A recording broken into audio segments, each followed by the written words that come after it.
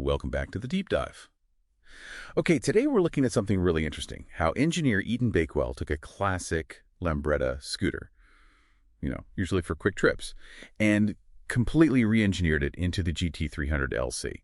This thing is built for serious intercontinental touring, sustained speed, like 80 miles per hour, steady. It's really a masterclass in designing for reliability, would you say, not just raw speed. Oh, absolutely. And Bakewell he's definitely the guy for this job. He's the main force behind LambrettaMimis.com, which if you're into scooter tuning, you've probably visited. It's a major technical hub. He provides these sophisticated tools there, things like BMEP calculators, that's brake mean effective pressure, and port timing calculators too. And that really matters, Right. because getting 80 mile per hour reliably hour after hour, that requires precise modeling of heat stress. Yeah. It's not just about guessing port sizes. Okay, so let's set the baseline.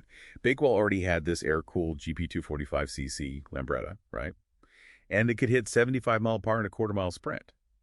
But the goal for this GT300LC was different. It needed to maintain 80 mile per hour, hour after hour. No, hold on.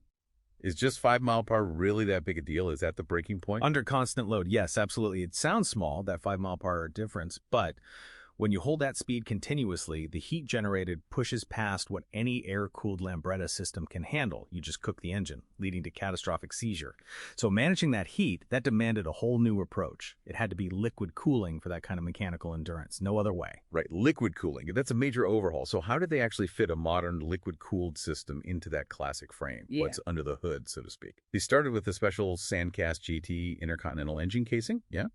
And the engine itself comes from, well, an unusual place. One cylinder from a Rotax 580 twin, a watercraft engine. That's right. A single cylinder from a Rotax 580 twin, giving them about 290.3 to be exact, and they projected it would make over 40 horsepower. Okay, but liquid cooling needs power, right, for the pump? Exactly. And that's a big hurdle for classic scooters. Their electrical systems are pretty basic.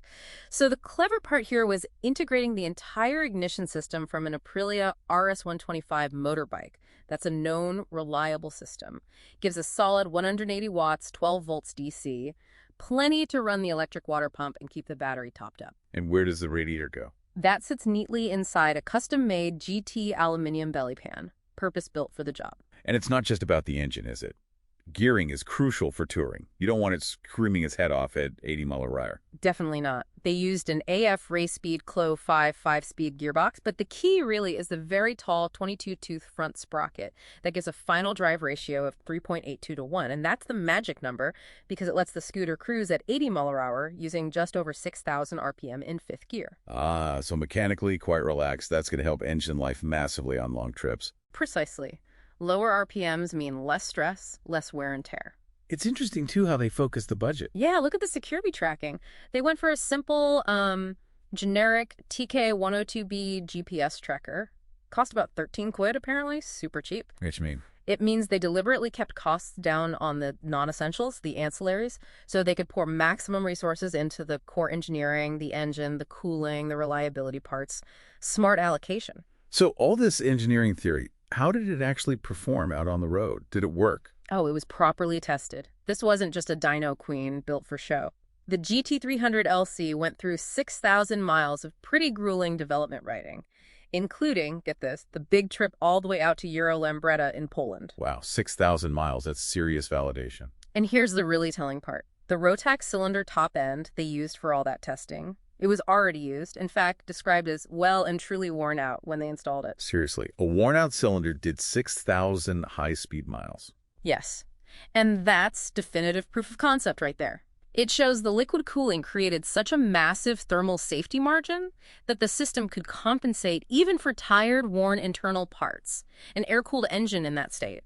It wouldn't have lasted a fraction of the distance at those speeds. Okay, so that thermal stability gave them options.